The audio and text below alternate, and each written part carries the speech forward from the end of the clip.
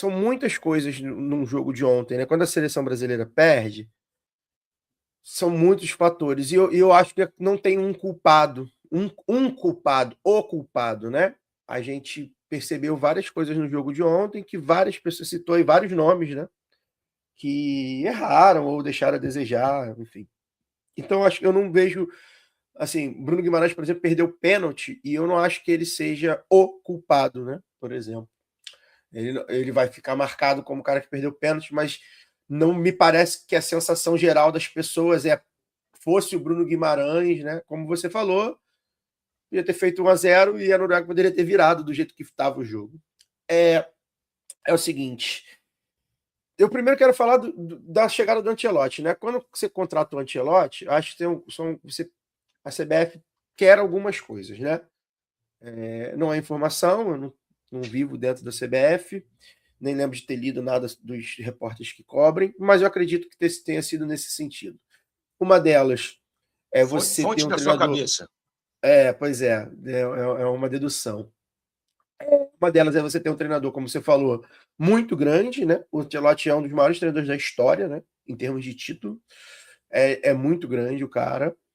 Então, acho que é o Ancelotti, um treinador estrangeiro, né? O debate do treinador estrangeiro que circulou muito, ele até foi um pouco menor porque é o Ancelotti, né? Não é um estrangeiro qualquer. Contratou um grande. Quando você contrata o Ancelotti, você entende que o treinador da vida do seu principal jogador vai potencializá-lo, e a gente viu isso na Copa, né? Acho que foi uma grande Copa do Vinícius Júnior. O Ancelotti é um cara que sabe potencializar o que o Vini tem de melhor, no estilo de deixa ele solto, dá a bola nele, ele vai resolver. O Vini é um jogador, eu até acho engraçado, né? Tem muita gente que se irrita com o Vini. Eu entendo, porque o Vini no basquete a gente chama de jogador de volume, né? Porque ele é o cara que pega a bola, ele tá ali para isso, para pegar, driblar, para pegar. Ele não pega a bola e dá para trás, dá um passezinho para trás. Raramente ele vai fazer isso. Então, nessa de pegar e driblar, ele erra muito, né? Se você pegar aí jogadas do Vini, ele erra muito. Mas quando ele acerta, é uma jogada de gol. É uma jogada perigosa, é uma jogada que abre as defesas, é uma jogada que confunde as defesas. E nessa Copa ele fez isso, inclusive ontem ele fez isso de novo, né? Aquele passe que ele dá para o Endrick, por exemplo, é um passe de alguém que está ali para decidir e para ser diferenciado. Vou voltar no Vini depois sobre o lance do pênalti, que eu tenho uma opinião. E o terceiro ponto do ancelotismo, né? É você saber que a seleção, seu time, treinado pelo Ancelotti, não é um time de posse de bola, né? Como é, por exemplo, o Pepe Guardiola, né? Considerado aí o papa da posse de bola. Mas há outros treinadores que gostam de jogar com a bola. O Fernando Diniz, que passou pela seleção muito mal, inclusive, é um desses também, né? Que gosta de ficar com a bola. Né? Há outros treinadores que gosta de ficar com a bola. Quando você opta pelo Ancelotti, você sabe que você vai dar a bola para o adversário e tentar jogar nos chamadas transições, né? Ou melhor, nos contra-ataques, né? Que transição é um pouco diferente. E aí, o que aconteceu ontem com o Brasil? O Brasil deu a bola para a Noruega, né? O Brasil termina, estou aqui aberto, o Brasil termina com incríveis 34% de posse de bola. É a pior posse de bola do Brasil em Copas na história, desde que há registro dessa estatística. 1966. Né? 60 anos, portanto. E a Noruega trocou mais passes ontem do que trocou nas eliminatórias, onde ela ganhou todos os jogos, né? Ela varreu o grupo que estava, o grupo da Itália, ela varreu esse grupo. Ela trocou mais bola, mais passe do que no jogo que ela jogou contra a Estônia. Né? Então chamou muita atenção para a gente que não está acostumado com isso. Né?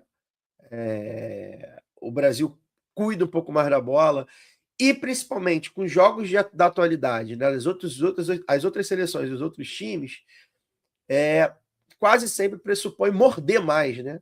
Então, tudo bem a gente atacar, a gente defender com o chamado bloco baixo, né? Que é voltar ali, ficar ali no meio campo para trás defendendo. Isso não é um problema, é o jeito que o Ancelotti joga. Isso dá campo, dá amplitude para o Vini Júnior, para o Martinelli, para o Ryan atacar espaço. Beleza, não é um problema.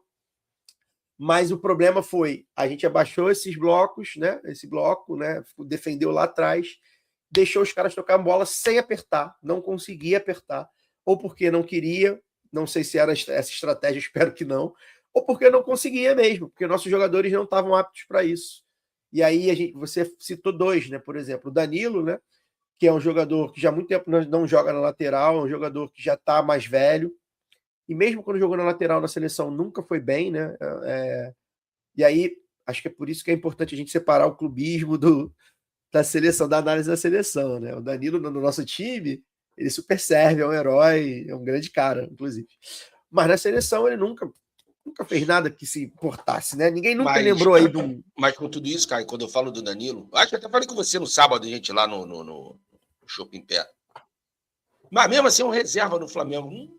Cara, eu sou contra jogadores reservas serem convocados para a Copa E ele reserva na zaga, né, Vini? Ele reserva na zaga, ele não joga na lateral. Eu sou muito contra isso. Eu sou muito contra isso. E aí, isso detecta um problema da convocação e de um certo modo, entrando no que o Gilberto falou, da safra, né? A gente tem poucos laterais direitos confiáveis, né? O Wesley seria o titular, o Wesley tem jogado na ala esquerda na Roma, mas quebra um galho na lateral direito, porque ele é um lateral direito de origem e é um bom lateral direito. E o Wanderson que machucou também, né? O Wanderson machucou. E aí tinha sobrado na lista o Paulo Henrique, que é um jogador completamente fora de cogitação, sinceramente, com todo respeito, né, aos vascaínos. Serve ali para um determinado momento, jogou bem ali no Vasco e tal, mas é um outro tipo de jogador. E o Vitinho, que eu acho que é um bom jogador, eu acho que é um jogador com mais casca, mas que não vinha numa boa fase e acabou preterido por um volante, né? Eu acho uma pena. Eu teria convocado o Vitinho, mas enfim, também não sei se era a grande resolução. Talvez o Vitinho pudesse fazer algo parecido com o que o Douglas fez na esquerda, né? Não ia resolver o problema, né? Tipo. Talvez eu também teria levado, mas. Não acho que perdeu por isso, né? Mas talvez tivesse resolvido uma parte do problema.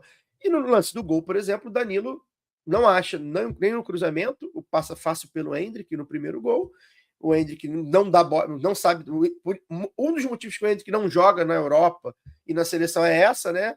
Quando ele joga ali na ponta para vir por dentro, que é uma boa fase que ele tem, né? Que é vir na ponta direita pro ataque é muito bom, mas aí ele precisa recompor. E aí ele não recompõe muito bem, ele deu um bote errado. E o Danilo deu um espaçozinho muito grande para o lateral cruzar, para o meia cruzar lá da Noruega. E o Danilo também dá um espaço para o Haaland, enfim. O Vitinho teria feito diferente, não sei. Mas no geral, nem acho que a Copa do Danilo foi tão ruim, tá? Nem acho que foi tão ruim. Mas acho que em lances capitais ele mostrou que ele não era um lateral direito confiável. Como nunca foi, a verdade é essa. Como na seleção brasileira, ele nunca foi esse lateral.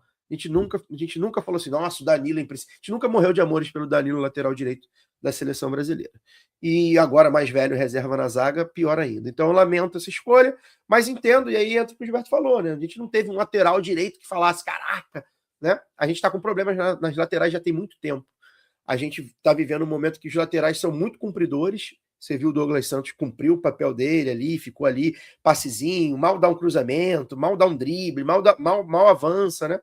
São muitos esses laterais que estão fazendo sucesso, inclusive na Europa, ao passo que alguns times mostraram que há laterais que podem avançar e recompor bem, né? Então, eu cito o Cucurella, por exemplo, que é um lateral esquerdo que eu adoro, né? Um jogador que vibra, uma espécie de Sorinha ali, sem tanto refino, mas que vai para o ataque, volta para a defesa, marca, bate, faz infiltração, vai por dentro, né? E na direita, por exemplo, Munhoz, né? Que joga na ala no time dele no Inglaterra, mas joga na lateral na Colômbia e faz a lateral, volta para marcar, dá umas porradinhas e está sempre na área. Ou seja, dá para ser o lateral que foi Cafu e Roberto Carlos, né? Talvez não com a qualidade, né? Mas dá para ser esse tipo de lateral. O Brasil não produz mais, prefere não jogar mais com esse tipo de lateral. Então, acho que tem um pouco disso. Mas aí, só para voltar à questão do ancelotismo, mesmo no estilo do Ancelotti, de baixar as linhas e tentar os contra-ataques e o campo espaçado, a gente dá mais chute, a gente tem mais chances, as melhores chances foram nossas, né? E aqui eu lembro pelo menos a do Endrick, que poderia ter resolvido o jogo. Acho que o Endrick erra mesmo, assim, é um erro que o Endrick não pode cometer. Que é um pouco também para a gente também ter um pouco de botar o pé no chão, né? A gente pediu muito o Endrick, eu fui um O Endrick teria tido mais chance para mim na seleção antes da Copa e durante a Copa. Mas é isso, é um garoto de 19 anos, não é o Haaland, né? O Haaland não perderia aquela chance provavelmente, né? Ele ainda não é, ele pode ser até um grande atacante de nível mundial, mas ele ainda não é. E o pênalti, né? Eu acho que o pênalti, embora foi 10 minutos só, teria muito, muito jogo pela frente, o pênalti condicionaria o jogo a ser o que foi, né? Posse na Noruega tocando bola, Brasil se defendendo, mas com 1-0, né? E aí muda um pouco a concentração do time, muda muita coisa.